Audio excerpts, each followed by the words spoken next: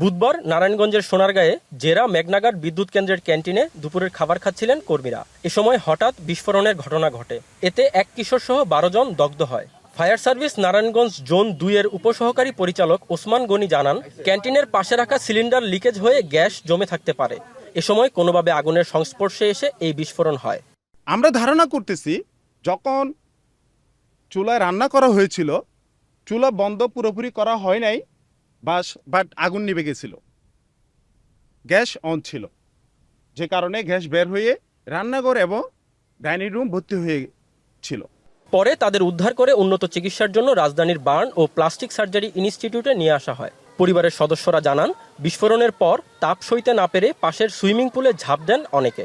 যারা যারা কি খাবার নিতে গেছে ক্যান্টিনে, এক একজন খাবার নিয়ে আসতে গেছে, আর ভিতরে হচ্ছে বিস্ফোরিত হয়েছে। অনেক নিয়তির খেলা, আপনার কি বলবেন, ভাগ্য ছিল, ছেলে তো ইঞ্জিনিয়ার। চিকিৎসকরা জানান, দগ্ধদের মধ্যে 6 জনের শ্বাসনালী পুড়ে গেছে।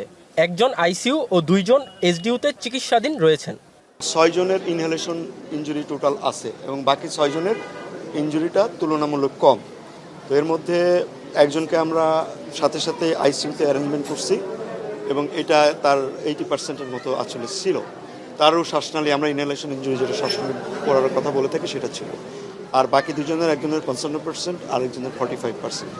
এদিকে দগ্ধদের দেখতে হাসপাতালে আসেন স্বাস্থ্যমন্ত্রী সরদার মোহাম্মদ সাখাওয়াত হোসেন ও জ্বালানি প্রতিমন্ত্রী অনিন্দ্য ইসলাম অমিত। প্রতিমন্ত্রী বলেন, ত্রুটি না অবহেলার কারণে এই ঘটনা ঘটেছে তা তদন্ত করে দেখা হবে। আগামীকাল ভোরে একটা উচ্চ ক্ষমতা সম্পন্ন একটি টিম সরেজমিনে এটা পরিদর্শন করবে। যদি ব্যবস্থাপনাগত ত্রুটি থাকে আমরা সেটা আগামীতে শুধরাবার চেষ্টা করব। কারোর যদি কোনো গাফিলতি থেকে থাকে, সেটা যদি তদন্তে প্রমাণিত হয়, তাকে অবশ্যই দৃষ্টান্তমূলক শাস্তির আওতায় আনবে। এদিকে দগ্ধদের সর্বোচ্চ চিকিৎসার আশ্বাস দিয়েছেন স্বাস্থ্যমন্ত্রী সরদার মোহাম্মদ সাখাওয়াত হোসেন।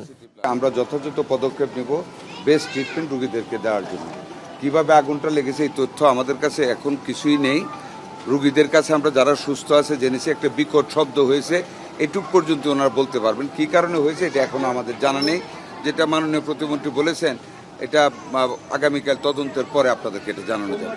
রাজীব হোসেন, এখন, ঢাকা।